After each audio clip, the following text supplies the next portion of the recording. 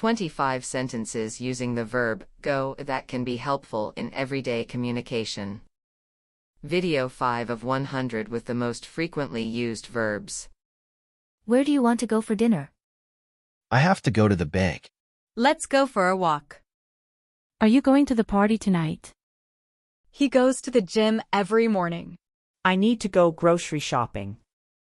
She went to the store to buy milk. Do you want to go to the movies?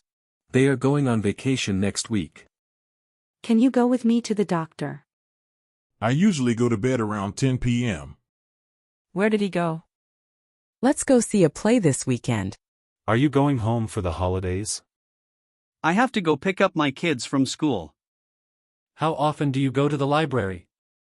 She goes to yoga classes on Wednesdays. Do you go out often? He went to visit his grandparents. We need to go over the details. I'm going to start a new job next month. Go straight and then turn left.